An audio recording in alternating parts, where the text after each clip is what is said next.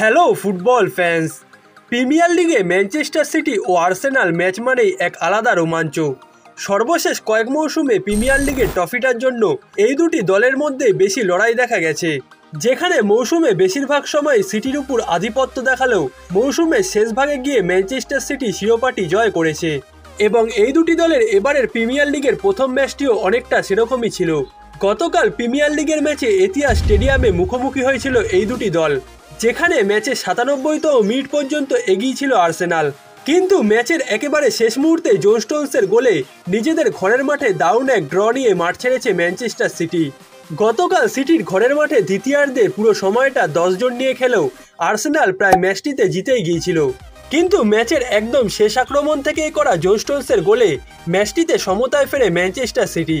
গতকাল ম্যাচটিতে যদি আর্সেনাল জয় পেত তাহলে তারা পয়েন্ট তালিকার শীর্ষে পৌঁছে যেত, কিন্তু ম্যাচটি ২-২ গোলে ড্র হওয়ায় ৫ ম্যাচে ১৩ পয়েন্ট নিয়ে সিটি রয়েছে বর্তমানে প্রিমিয়ার লিগের পয়েন্ট তালিকার শীর্ষে।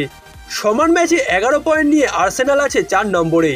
গতকাল সিটি আর্সেনাল ম্যাচটিতে প্রথম গোলটি করেন আর্লিং হল্যান্ড। নরওয়েজিয়ান এই স্ট্রাইকার সিটির জার্সিতে গতকাল নিজের ১০০তম গোলটি করেছেন। এই নিয়ে ক্লাবটির হয়ে ১০৫ ম্যাচে ১০০ গোলের মাইলফলক স্পর্শ করেছেন নরওয়েজিয়ান এই গোল মেশিন, যার দ্বারা তিনি ক্রিশ্চিয়ানো রোনাল্ডো রিয়াল মাদ্রিদের জার্সিতে ১০৫ ম্যাচে ১০০ গোল করার রেকর্ডটি নিজের নামে করেছেন। আর্সেনালের বিপক্ষে ম্যাচের মাত্র ৯ মিনিটেই আর্লিং হল্যান্ডের গোলে এগিয়ে যায় ম্যানচেস্টার সিটি।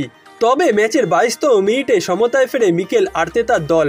গাব্রিয়াল মার্তিনেলির অ্যাসিস্ট থেকে ডি বক্সের বাইরে দিয়ে দারুণ এক ইনসুইঙ্গার শটে বলটি জালে জড়ান ইটালিয়ান ডিফেন্ডার কালাফিওরি। এরপর ম্যাচটিতে প্রথমার্ধে যোগ করার সময় লিডও নিয়ে নেয় আর্সেনাল। কর্নার থেকে বুকায়ো সাকার ক্রসে ভেসে আসা বলে হেডে গোল করেন গাব্রিয়াল মাগালাস, যার দ্বারা ম্যাচের প্রথমার্ধে ২-১ গোলে এগিয়ে থেকে বিরতিতে যায় আর্সেনাল। তবে দ্বিতীয় গোলটির পরই ম্যাচটিতে বড় এক ধাক্কা খায় আর্সেনাল। ম্যানচেস্টার সিটির একজন খেলোয়াড়কে ধাক্কা মারায় লিওনার্দো ত্রোসার ম্যাচটিতে দ্বিতীয় হলুদ কার্ড দেখে মাঠ ছাড়েন, যার দ্বারা ম্যাচটিতে ১০ জনের দলে পরিণত হয় আর্সেনাল। এরপর ম্যাচের পুরো দ্বিতীয়ার্ধ জুড়ে তারা ১০ জন নিয়েই খেলেছে, কিন্তু নিজেদের ঘরের মাঠে সিটি আর্সেনালের থেকে একজন বেশি নিয়েও ম্যাচটিতে সমতায় ফিরতে পারছিল না। সর্বশেষ চ্যাম্পিয়ন্স লিগের ম্যাচের মতো গতকালও আর্সেনাল গোলরক্ষক দাভিদ রায়া একাধিক সেভ করেছেন, যার কারণে ম্যাচটিতে মূলত সমতায় ফিরতে পারছিল না ম্যানচেস্টার সিটি। এছাড়া পুরো ম্যাচটিতে ইলকাই গুন্দোগান ও বার্নার্দো সিলভারাও একাধিক গোলের সুযোগ নষ্ট করেছেন, যার কারণে ম্যাচটিতে একেবারে অতিরিক্ত সময়ে শেষ মুহূর্তে গিয়ে সমতায় ফিরতে হয়েছে ম্যানচেস্টার সিটিকে, যার দ্বারা এখনও তারা পয়েন্ট তালিকার শীর্ষস্থানটা ধরে রেখেছে। তবে সর্বশেষ চ্যাম্পিয়ন্স লিগের ম্যাচের মতো এই ম্যাচটিতেও সিটি বড় এক ধাক্কা খেয়েছে।